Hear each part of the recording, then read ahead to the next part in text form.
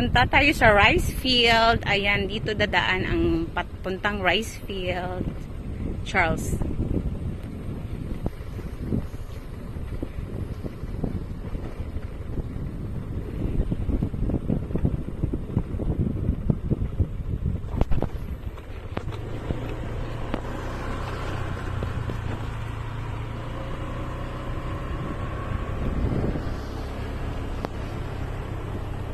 Parang may twister. Ayan, ang ganda ng view, guys.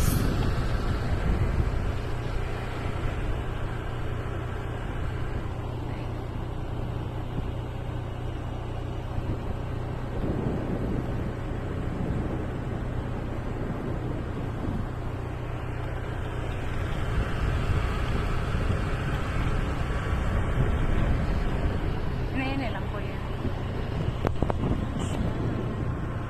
Doon po yung bahay namin, guys. O yun, o yung may maklaro na scene. Doon po yung bahay namin. Ayan, dito po to sa baba. Dito po ako nagja-jogging paminsan-minsan. Ayan, this is the rice field area. Pero hindi to sa amin. Sa kapitbahay. Grabe ang pangit ng panahon, guys. Tingnan nyo. Oh. Super pangit ng panahon. Ayan, dito tayo ngayon sa rice.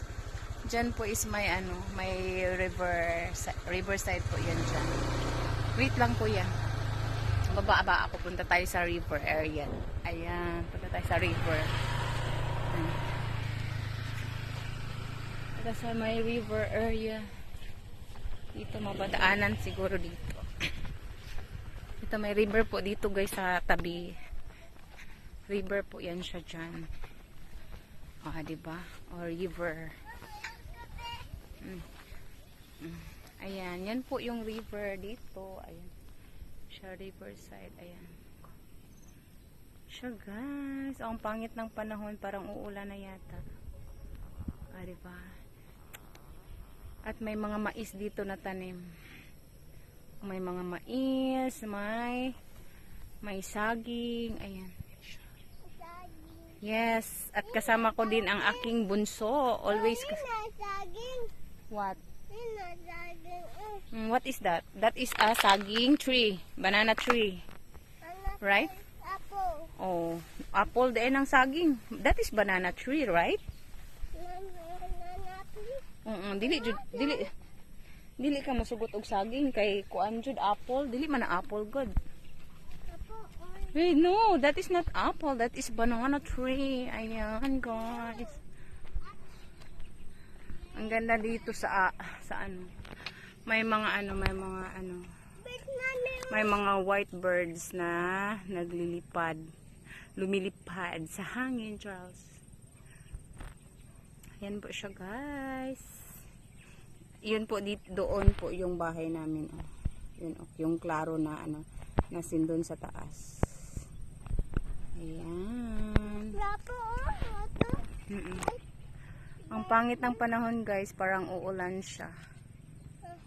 Ayan. Dito po. At dito po kami nagja-jogging.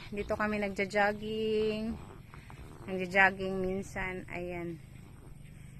Masyadong maaliwalas dito pag dito ka nag-exercise kasi malalanghap mo talaga yung hangin na maaliwalas, na masarap, na walang pollution kasi napalibutan siya ng mga punong kahoy, and of course the river. Ayan siya, guys. Thank you, guys. Love all.